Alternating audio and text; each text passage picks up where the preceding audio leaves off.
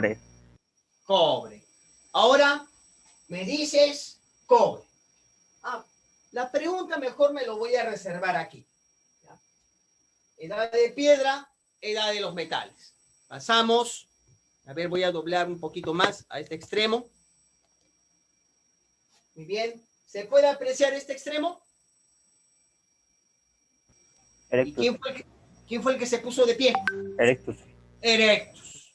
Muy bien. De ahí viene el sapiens, de ahí viene sapiens sapiens, que somos nosotros. Nosotros somos los sapiens sapiens, supuestamente. A ver. Bueno, al menos tú y yo, ¿no? Muy bien. A ver. Aquí tengo que admitir, disculpen por favor. Disculpa, tomé mucha agua fría. No es COVID, por si acaso. Y si lo fuera, el contagio no es de pantalla a pantalla, no se preocupen. A ver. ¿Qué significa meso? Medio, la piedra media, ¿cierto?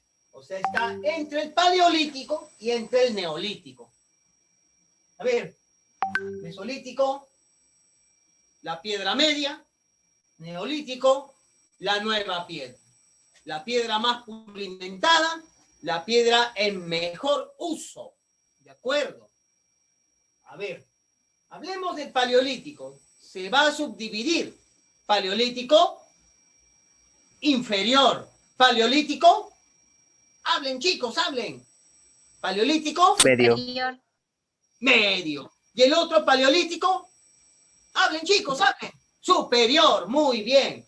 El paleolítico inferior, ahí aparece el Australopithecus, ¿ya? El Homo habilis y el Homo erectus.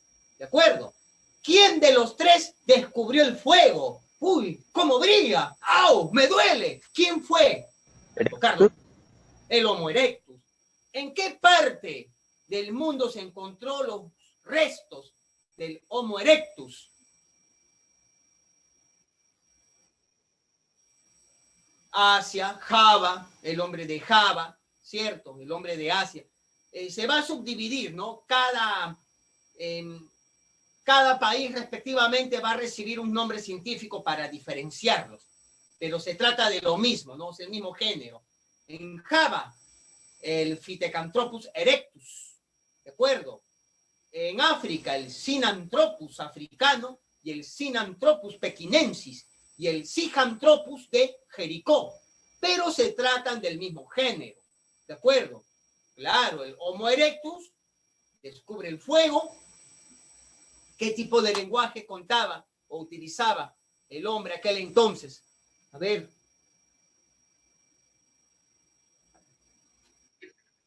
Onomatopéyico. ¿A qué llamamos comunicación onomatopéyica? ¿A qué llamamos?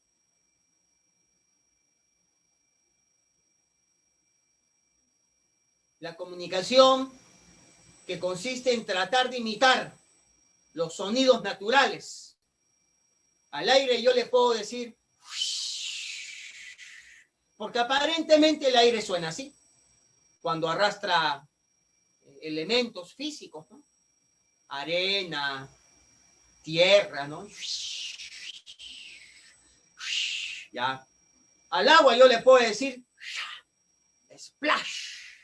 Le puedo llamar así, porque si yo arrojo una piedra sobre el agua, va a sonar casi parecido, ¿no? Casi parecido, ¿no? No es el sonido tampoco, sino que mi ruido, el ruido de mi voz, ¿no? Va a tratar de imitarlo, ¿no? El lenguaje onomatopéyico, ¿cierto? ¿Quién realiza el lenguaje articulado? Sapiens. ¿Quién? ¿Ah? Sapiens. El Homo sapiens. Él aparece ya en el paleolítico. A ver, ¿en qué paleolítico aparece el Homo sapiens? Medio. Medio. ¿Y Homo sapiens sapiens? Superior. Superior. ¿Y cuál de estos homos aparecen las actuales etnias? El blanco, el chino, el negroide. ¿Con cuál de estos homos se distribuyen las etnias? o falazmente hablado se distribuyen las razas, pero ya sabes, etnia, ¿no? Etnia. A ver. Claro. Homo sapiens. Homo sapiens sapiens. Homo sapiens sapiens. Cromañón. Claro, Cromañón. Con el Cromañón, mira, a ver, una aclaración, espérame. Quiero ver si hay alguien que tenga que admitirlo. A ver, ya todos están admitidos. Genial. A ver, muchachos, miren, una aclaración. Hombre de Cromañón es una división más del Homo sapiens sapiens. O sea, el Homo sapiens sapiens se va a subdividir en 3 grupos. Los de Cromañón, rasgos blancos, representando la etnia blanca, ubicado en Francia, en la provincia de Dordoña, en el distrito llamado Cromañón. Muy bien. Este fósil presentaría rasgos de hombre blanco, hombre ario. Podría ser rubio, podría ser castaño, de tez blanca, blancón, pues, ¿no? ¿Ya? Muy bien. Género Cromañón. Ahora, los de Grimaldi, los Homo sapiens sapiens de Grimaldi. ¿Dónde queda Grimaldi? Francia, en Mónaco, ¿de acuerdo? Rasgos negroides. Ah, negroides, o sea, los Homo sapiens sapiens negroides fueron ubicados en Grimaldi, Mónaco. Ahora, los de Chancelat se encontraron Homo sapiens sapiens. ¿De qué etnia? ¿Qué rasgos? ¿De qué etnia? ¿Amerindia o mongólica? Hablen, muchachos, hablen.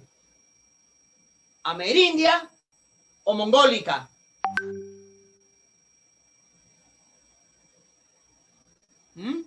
A ver. Mongólica. ¿De acuerdo? Mongólica. Te lo repito de nuevo. Homo sapiens sapiens. Los de Cromañón, blancos. Los de Grimaldi, negros. Los de Chancelat, amarillos o mongólicos. No te olvides. ¿De acuerdo? Si necesitas que te lo repita, pásame la voz. Al no decirme nada, quiere decir que has comprendido. ¿Ah? Ay. ¿O qué te parece si lo escribo en el chat? ¿Quisieras? Lo escribo en el chat. ¿Ya? Un momento, por favor. Japonés, chino, coreano. Dime. ¿No está? Sí, aquí está en el chat.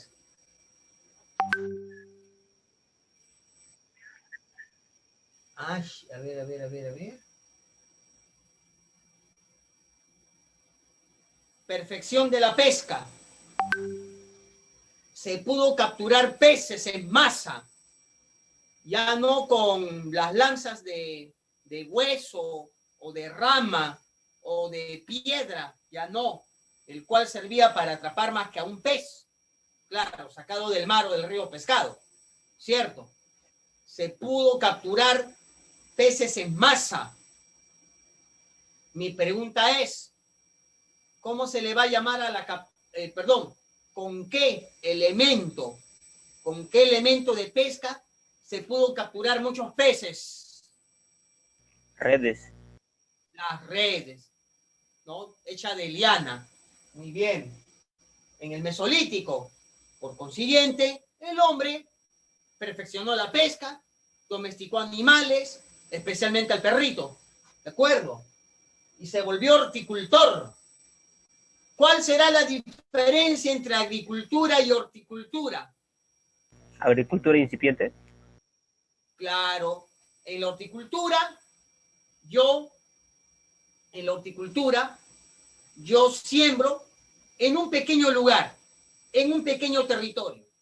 Cuando me extiendo, estoy haciendo agricultura, porque he descubierto una mejor técnica para poder sembrar. ¿De acuerdo? Muy bien. Tenemos el neolítico.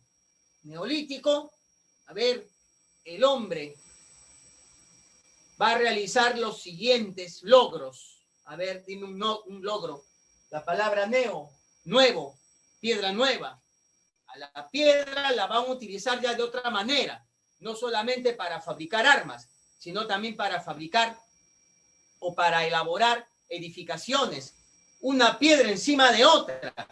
Surgen los arcos de piedra, muy parecido a la portada del sol de la cultura Tiahuanaco. Claro, Tiahuanaco está más perfeccionada, ¿de acuerdo? Está en una fase ya más perfecta. Pero de repente, esas piedras amontonadas, una así, otra así, eran los famosos, ¿cómo se le va a llamar? Te escucho. Dolmen. Dolmenes, cromlech, ¿cierto? Menhires, que es lo mismo. Menhir, dolmen, cromlech, lo mismo. ¿De acuerdo? Lo mismo, lo mismo, lo mismo. Bien, a ver. El hombre va a poder extender su agricultura. Va a poder criar animales en masa. Se va a volver ganadero, se va a volver agricultor, se va a volver arquitecto, dejó de ser nómade, porque en el paleolítico, mesolítico, el hombre andaba de un lugar a otro. En el neolítico se va a quedar en un sitio fijo, ¿de acuerdo? Al quedarse en sitio fijo, ¿cómo se le va a llamar? Ya me quedo aquí. Sedentarismo. Sedentario. Sedentarismo. Entonces, en el paleolítico y mesolítico, los hombres vivían en bandas, eran grupos humanos nómades, pero en el neolítico, ¿cómo se le va a llamar a los grupos humanos sedentarios? A ver.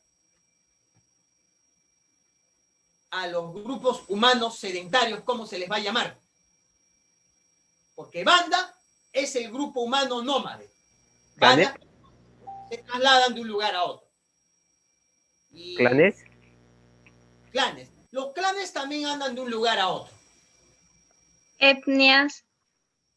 Etnia no, son las costumbres, las creencias, tipo de rostro, color de cabello, color de piel. A ver.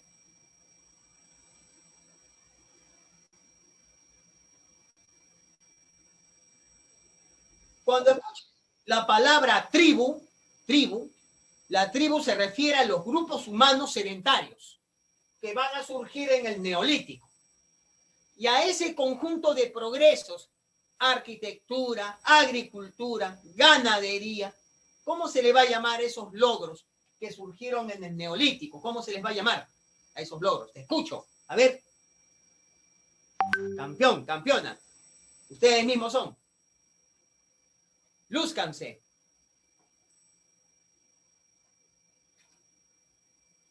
La revolución neolítica, cuando te pregunten ¿en qué consistió la revolución neolítica?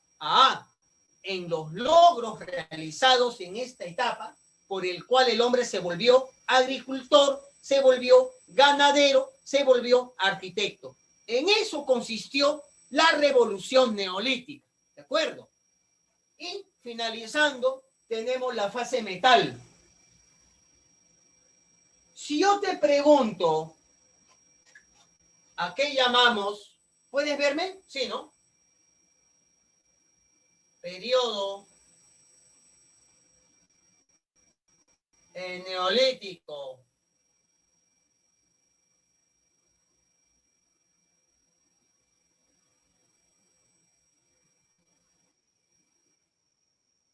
Claro. Periodo ya. Cuprolítico también. Neolítico. Cuprolítico, calcolítico, lo mismo. Se refiere a la edad de cobre. Al mismo tiempo, también se le va a llamar eneolítico al intermedio entre la fase piedra y fase metal. Es la época enlace. Es el enlace que va a comunicar a la edad de piedra con la edad de los metales. Claro, como acaban de decirlo, con el metal en su estado nativo, como dijo la señorita, que sería el cobre. ¿De acuerdo? Muy bien. A ver, tenemos el cobre, primer metal usado por el hombre. Cobre. Cobre. Luego tenemos bronce. Luego tenemos hierro. Hierro. Hierro. No tiene sentido. Company, ¿qué significa? No. Campaniforme. ¿Por qué le van a llamar campaniforme? ¿Tienes idea? Mira. Porque tiene la forma de una campana. ¿De acuerdo? Tiene la forma de una campana. Y está hecho de metal. Los trabajos de metalurgia comenzaron ya a difundirse. La vasija campaniforme, ¿en cuál de estos tres periodos surgió?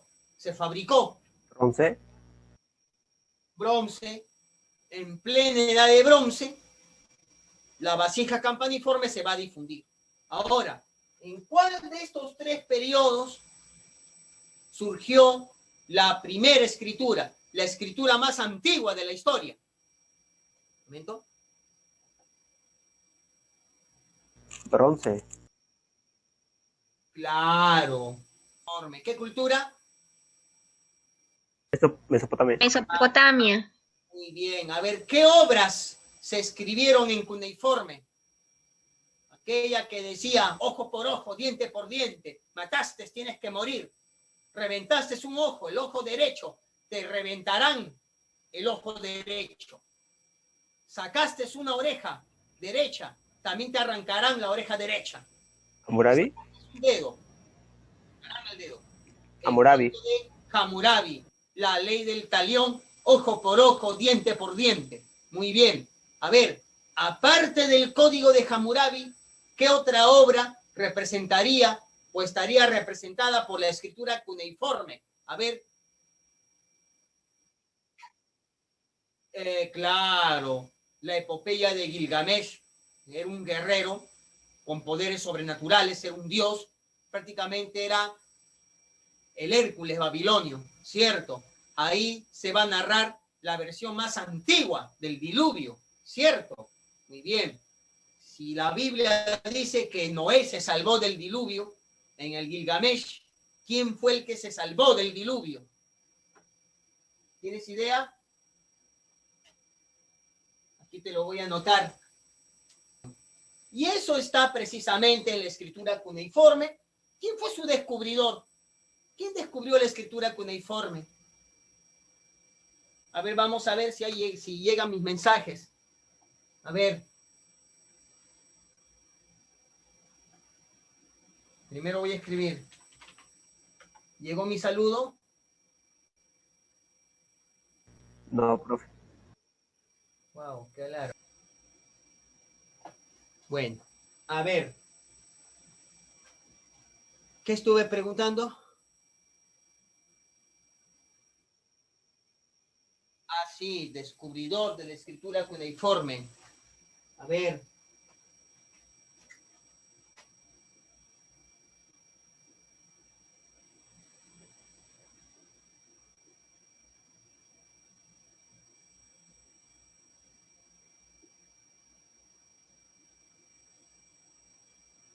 ¿Puedes leer lo que dice?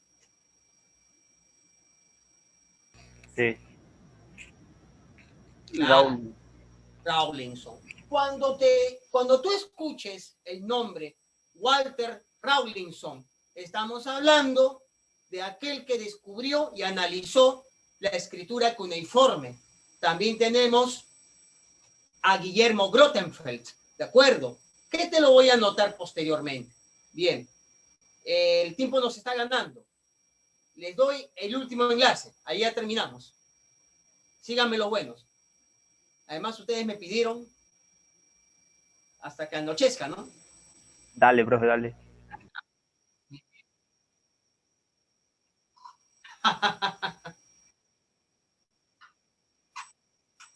¿Quieren madrugar? Ya, muy bien. Muy bien. Ya. Entonces voy a tener que actualizar, ¿ya? Aún no voy a admitir porque ya voy a darles otro enlace, ¿de acuerdo? Profe.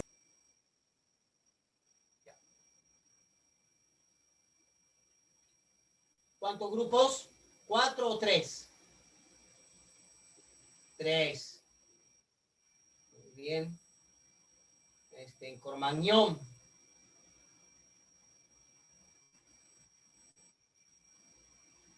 Cromañón blancos. Después que dije Chancelate, muy bien.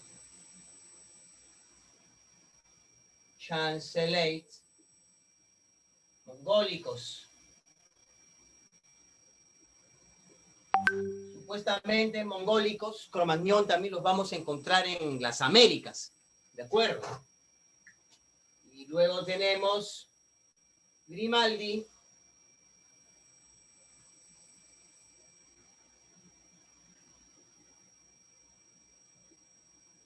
Negros. Negros. Ahí está. Muy bien. Todo lo que te mandé mensajes, les he mandado. Aquí está en la pizarra por si a alguien no le llegó. ¿De acuerdo?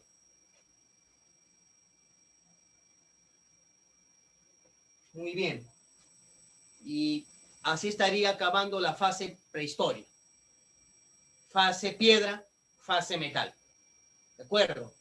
¿A qué llamamos arte mobiliario?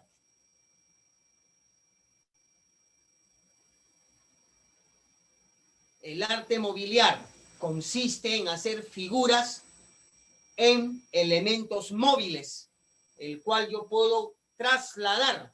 Ejemplo, una piedra, un mármol. Estamos hablando de las estatuas, las esculturas. A ver, una escultura prehistórica.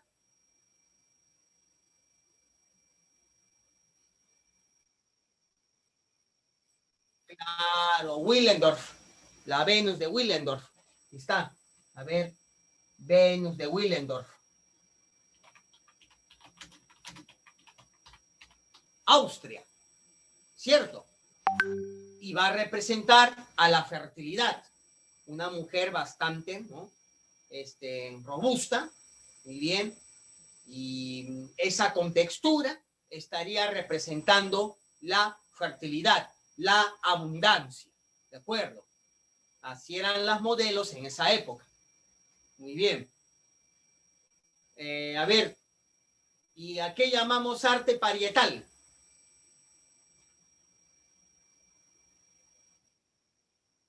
Las paredes, la pintura rupestre. ¿La más antigua qué país? España, conocido como Altamira. En las cuevas de Altamira, España, el hombre está retratado ahí en los dibujos rupestres.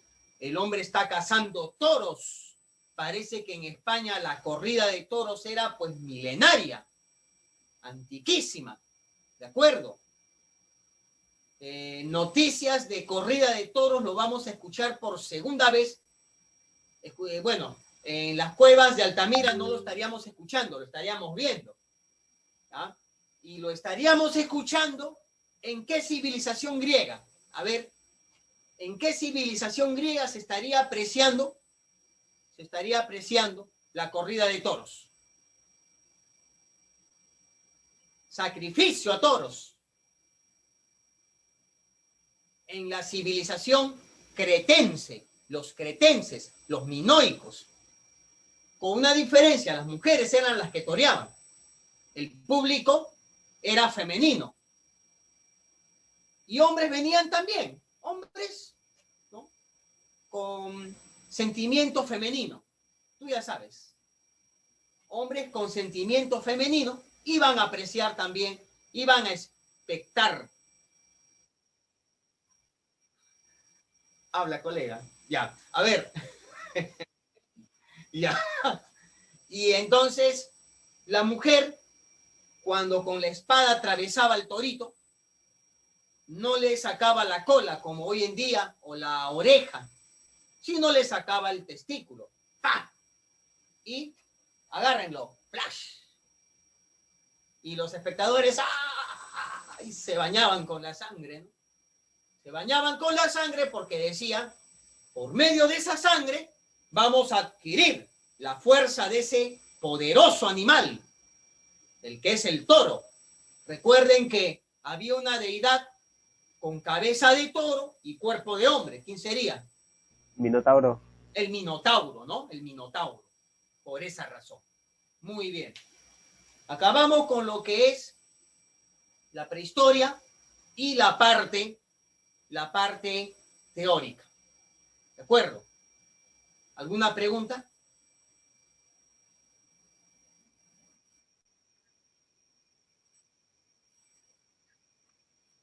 Ah, ya. La cueva de Lau-Caux. Esa es Francia. Sería la segunda pintura rupestre más antigua de la humanidad. La primera en España, Altamira. La segunda, Francia, Lau-Caux. ¿De acuerdo?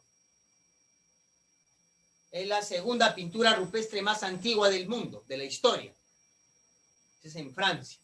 ¿Otra preguntita que quieran hacer?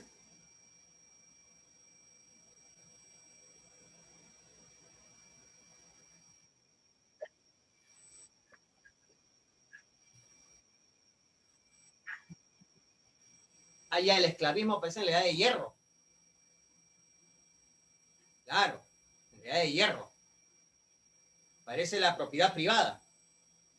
Aunque ya la propiedad privada ya estaba tomando sus formas en el neolítico, ¿no? Pero en la edad de hierro se va a masificar. Recuerda que en la Ilíada, Briseida era una esclava, ¿cierto? Y la Ilíada está en plena edad de hierro. La obra escrita por Homero. Se va a masificar el esclavismo. Se va a masificar la propiedad privada. ¿De acuerdo? Y las grandes civilizaciones esclavistas, como la cultura egipcia, la misma Mesopotamia, los fenicios. Recuerda que los fenicios no solamente vendían o compraban objetos, que te compro vidrio, que te compro oro, también decían, vendo a este hombre fuerte, vendo a este hombre robusto, a esta mujer también bella, que te va a divertir en las noches, la vendo a 600, a ver, pero alguien puede darme más, te doy 900, te doy 1000, ¿cómo se le va a llamar esa economía? Claro, y de subasta, ¿no? Porque al final yo ofrecía al que me daba más, ya te doy esta esclava, muy bella, muy guapa, ya, al que me dio más, pues tú me has dado más, ya, te quedas con ella. Y eso lo vas a apreciar en plena edad de hierro, ¿de acuerdo? La subasta.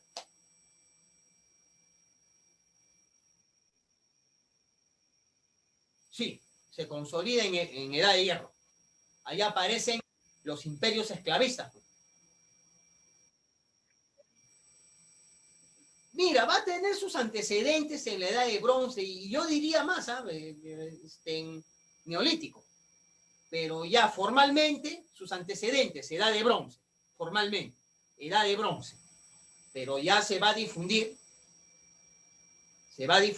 en la edad de hierro. ¿De acuerdo? En toda la edad de hierro. Con sus antecedentes en la edad de bronce. El examen de admisión, para que no te confundas. ¿Cuáles fueron sus antecedentes? Edad de bronce. ¿Cuándo se difunde? Edad de hierro. Ya que si diría, se originó. Se originó edad de bronce. ¿Cuándo sería, no? ¿Cuándo sería la aparición del esclavismo? Edad de bronce o hierro. Muy, muy ambigua la pregunta. Entonces, el esclavismo tuvo sus orígenes, pues, tuvo sus orígenes edad de bronce. Se difunde edad de hierro. ¿Contentos? ¿Satisfechos? Muy bien. Los espero el día de mañana.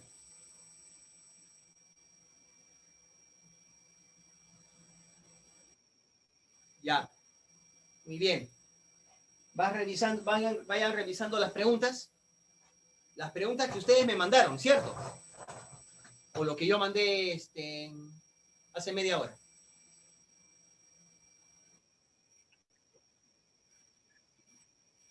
La que yo te he mandado Claro. A ver.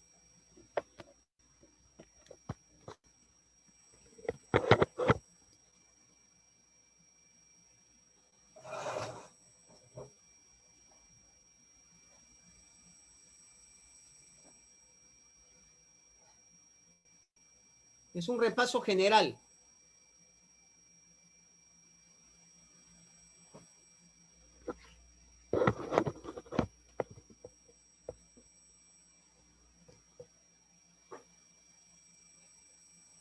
Vayan resolviendo hasta la pregunta 10. O ya la han resuelto ya. Arabia son cercano oriente.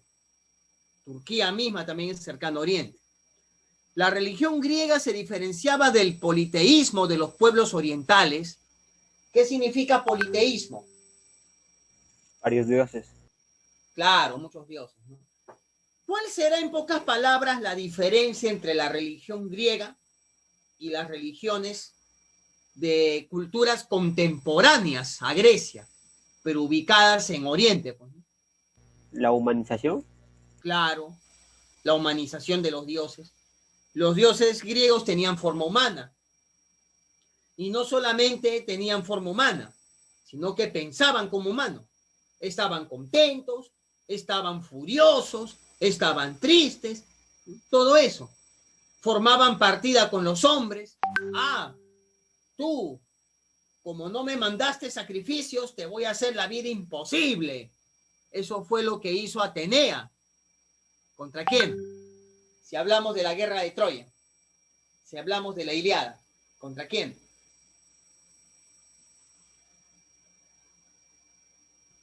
¿Odiseo? ¿O contra qué ciudad? Contra Esparta, ¿cierto? Y va a estar a favor de los troyanos. ¿De acuerdo? Entonces vamos a ver ahí dioses vengativos, ¿no? Ah, no me hiciste sacrificios, te voy a hacer la vida imposible. Entonces, humanización de los dioses, ¿no? Y que físicamente también tenían forma humana, pues, ¿no? La independencia de las 13 colonias inglesas de América del Norte en 1776 tiene como antecedente ¿por qué los colonos de las 13 colonias de América se rebelaron contra los ingleses?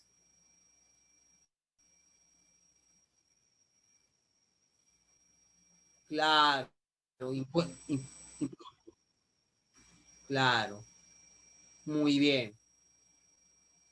Y entonces, ¿cuál sería la alternativa? Impuesto al té, impuesto al papel. ¿Dónde fue? En Boston, ¿no? El incidente de Boston o el motín del té, como dices, ¿no?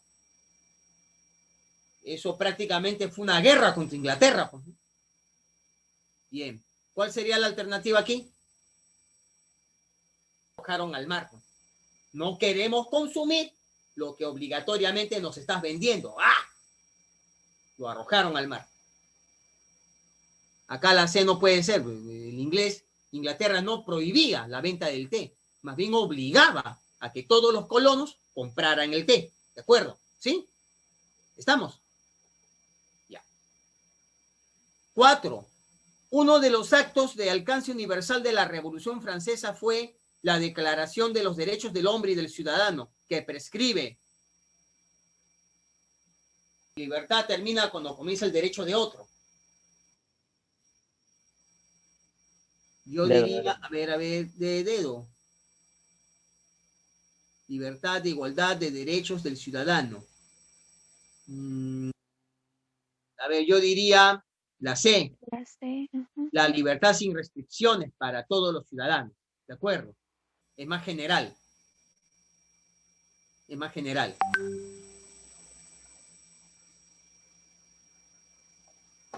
No solamente para rey, todas las cosas fue planteada por El humanismo. el humanismo. A ver, quiero hacerles una pregunta. La Declaración de los Derechos del Hombre y del Ciudadano, ¿llegaron a América Latina? No. Sí, tardíamente. Llegaron. pero llegó. Ahora la gran pregunta. ¿Quién tradujo del francés al castellano los derechos del hombre y del ciudadano? Pero es una pregunta de prospecto, ¿eh? Es que te pregunto eso para que digas, ¿no? Valió la pena, pues, anochecernos. Mira, por primera vez, nunca con ningún alumno he estado a borde de las 12, ¿eh? Siempre hay una primera vez. Ya, a ver. Muy bien. Claro. Profe, una pregunta. Dime. ¿Llegaron ese mismo año aquí a Latinoamérica o tomó un tiempo para que llegaran No, los no. derechos? Tardíamente. Tardíamente. Sí, sí, sí, porque estuvimos en el virreinato. Se me hizo raro que sí llegaron. Claro, porque el virreinato, y además recuerda que en esas épocas también se impuso el famoso Marqués de la Concordia en el Perú, ese virrey que inclusive sofocó las rebeliones y prohibió también las importaciones de ideas de países que se habían rebelado contra el despotismo político. ¿De acuerdo? Una cosa es despotismo político, otra cosa es despotismo ilustrado. El despotismo político, o sea, me refiero a la monarquía absoluta. ¿De acuerdo? Profe, ¿y en Perú hubo ilustración o no? Las ideas de la ilustración fueron publicadas por un diario. ¿Qué diario? A ver, pobre que me digas el peruano. Ya, a ver.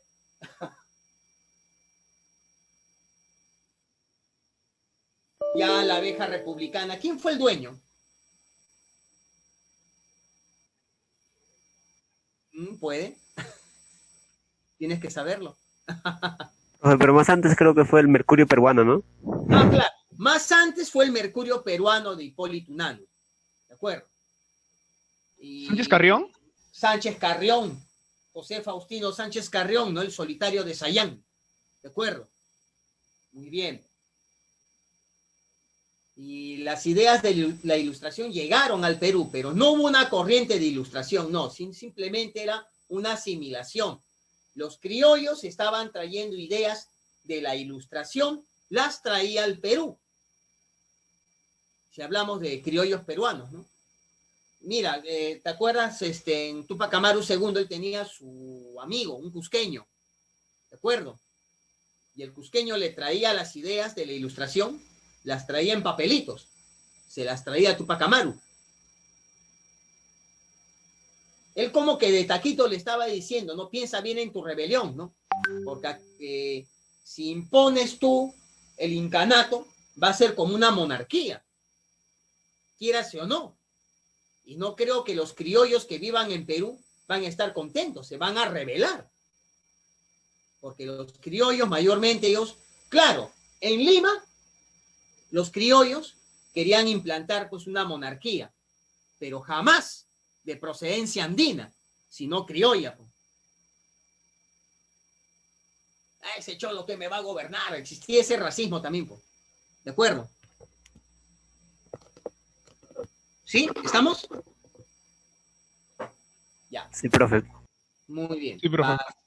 Pasamos a la otra pregunta. ¿En qué pregunta nos quedamos?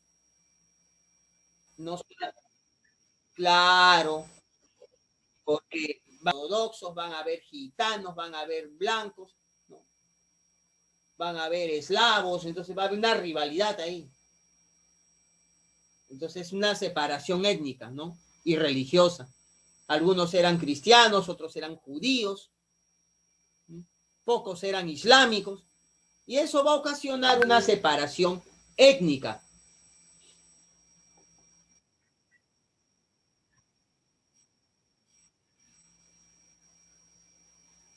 No, claro, históricamente, pues.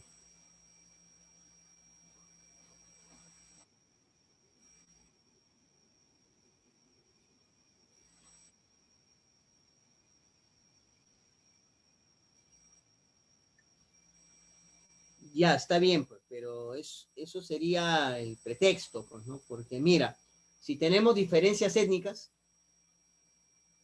vamos y compartimos un territorio, vamos a rivalizar, porque voy a yo querer competir contigo, ya que somos de raza diferente. De ahí viene el problema económico. pero el problema económico no sería tan notorio si nosotros pertenecemos a un mismo grupo étnico.